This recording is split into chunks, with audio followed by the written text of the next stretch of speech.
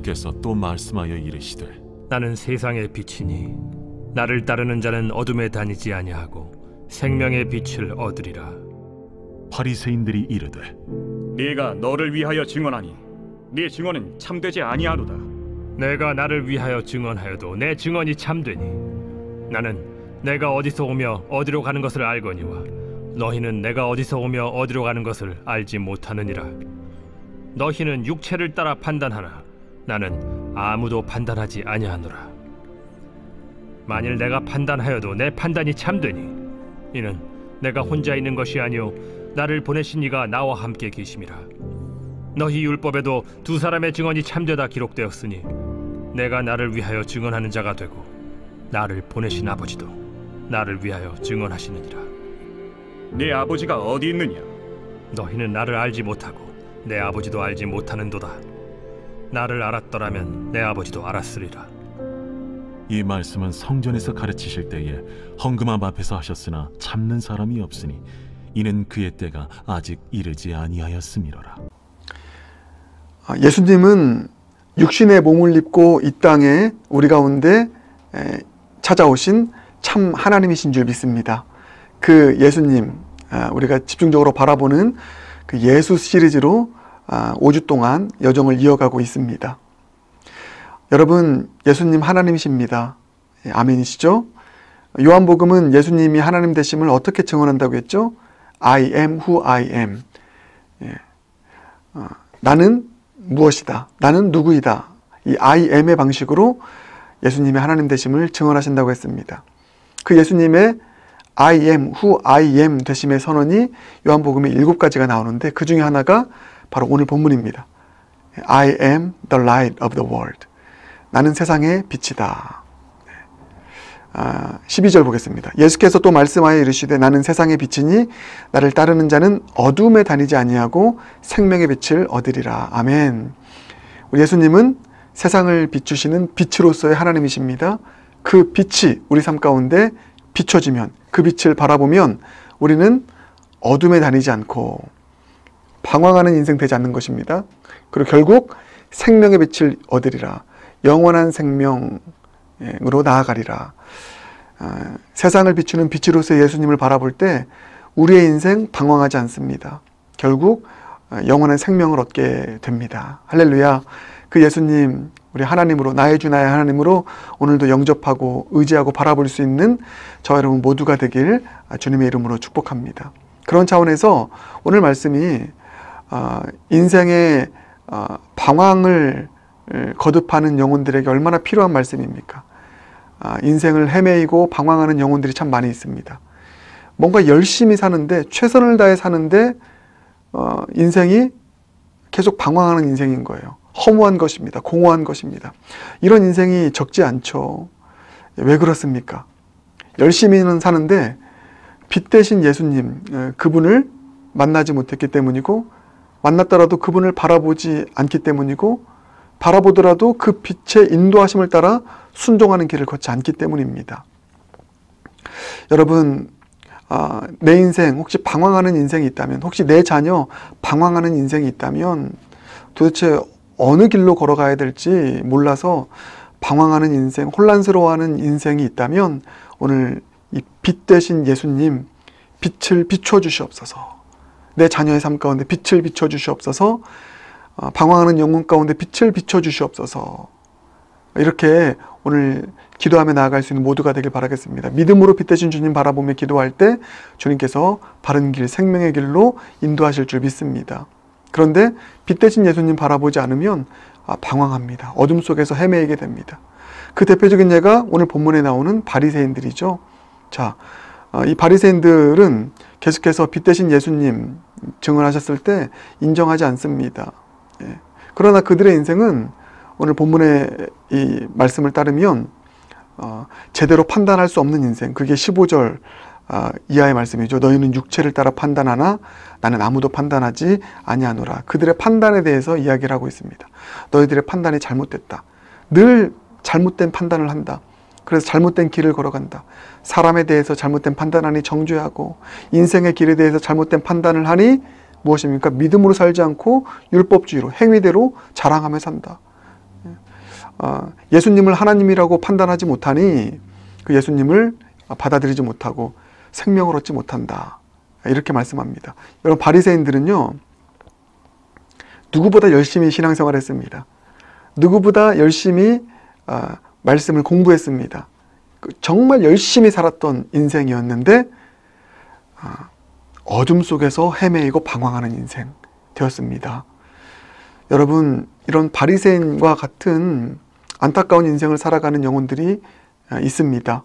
열심히 사는데 예수님을 만나지 못해서, 예수님을 인정하지 못해서, 빛 대신 예수님을 날마다 바라보지 않아서 결국 또 헤매이고 방황하는, 혹시 바리새인의 인생이 나의 인생은 아닌가? 우리 자녀의 인생은 아닌가? 한번 돌아보며, 그렇다면 다시 한번 빛 대신 예수님, 그 빛을 바라볼 수 있는, 의지할 수 있는 저와 여러분 모두가 되길 주님의 이름으로 축복합니다. 저도 마찬가지입니다. 제가 목회 사역을 할 때 지난주에 정책당회를 했는데요, 목회 계획을 하잖아요. 제가 예수님 바라보지 않고 내가 고민하고 생각하며 나의 계획대로 목회 계획을 세우면 우리 교회는 방황할 것입니다. 주님 원하시는 길로 가지 않고요, 자꾸만 세상의 길로 걸어가고 저의 야망의 길로 걸어가고, 그러면 교회는 어둠 속에서 방황하다가 이리 갈지 저리 갈지도 몰라서 표류하게 되는 교회가 되는 것입니다. 저도 예수님을 날마다 바라봐야 되는 것이죠. 빛 대신 예수님께 구하고 의지하는 겸손함으로 살아갈 때 저의 목회는 걱정할 게 없습니다. 영락교회는 걱정할 게 없습니다. 그래서 날마다 새벽마다 빛 대신 주님께 은혜를 구하고 또 길의 인도하심을 구하는 것이죠. 우리 모두 이와 같은 삶을 살아가게 되길 주님의 이름으로 축복합니다. 제가 한 분의 이야기를 드리고 싶습니다. 그 유기성 목사님의 이 영성 일기의 내용 중에 하나인데, 어떤 목사님이 계셨대요. 여러분에게도 적용하시길 바랍니다. 이 목사님이 목회에 큰 어려움을 만났습니다. 그래서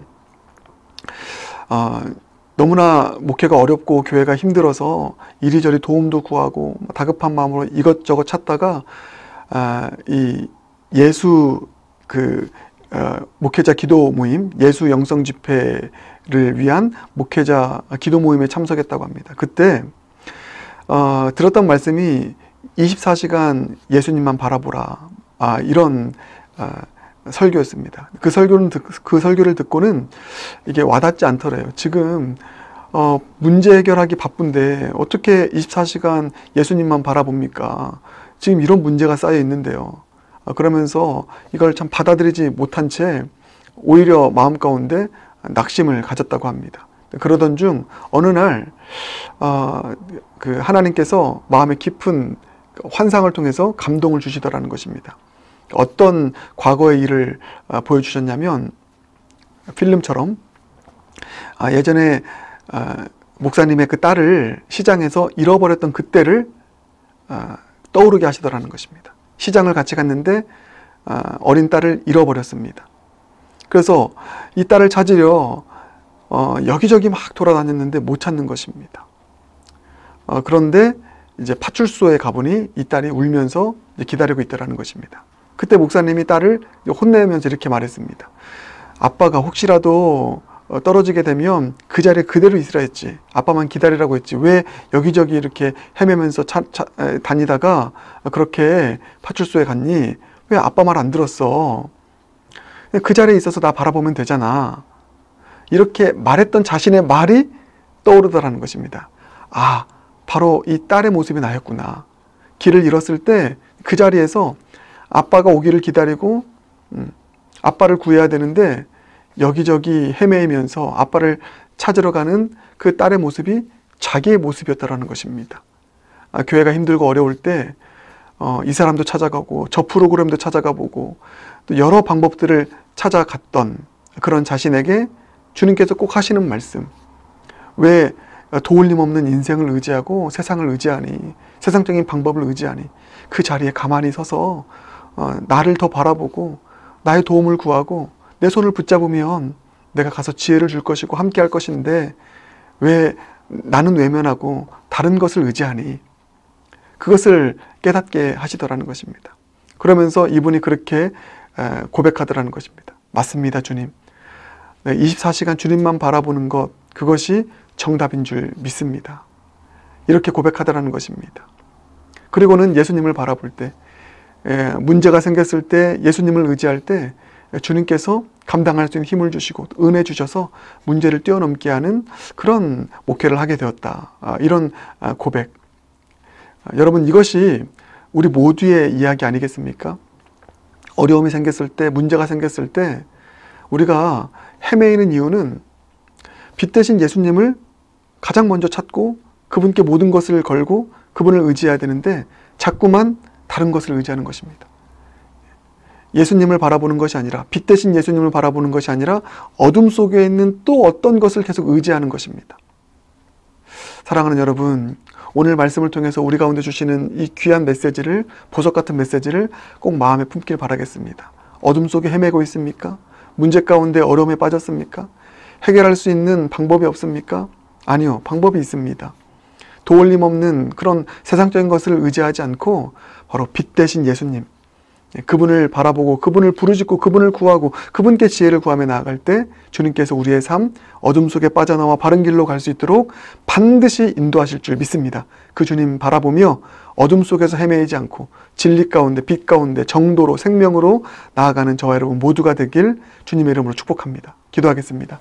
사랑의 주님, 어둠 가운데 헤매이는 인생들이 있습니다. 그게 저의 삶일 수도 있습니다. 오늘 무엇을 해야 될까? 어떤 결정을 해야 될까? 알지 못하여서 방황하고 헤매이는 나의 인생, 혹은 우리 자녀의 인생, 또 우리의 공동체의 모습 불쌍히 여겨주시고 더 이상 도울림 없는 세상적인 방법 의지하지 않고 가장 먼저 빛 대신 예수님, 나에겐 빛이 있지. 예수님, 내 삶에 빛을 비춰주세요. 그 예수님 의지하고 예수님 바라보고 예수님을 부르짖으며 주님의 은혜를 구하며 나아갈 수 있는 모두가 될 수 있도록 은혜 베풀어 주시옵소서. 그 빛 대신 예수님께서 우리의 삶에 등불 되어주시고 인도자 되어주셔서 반드시 어둠 속에 빠져나와 바른 길로 인도하는 은혜를 베푸실 줄 믿습니다. 빛이신 주님 역사하여 주시옵소서. 예수님 존귀하신 이름으로 기도드립니다. 아멘.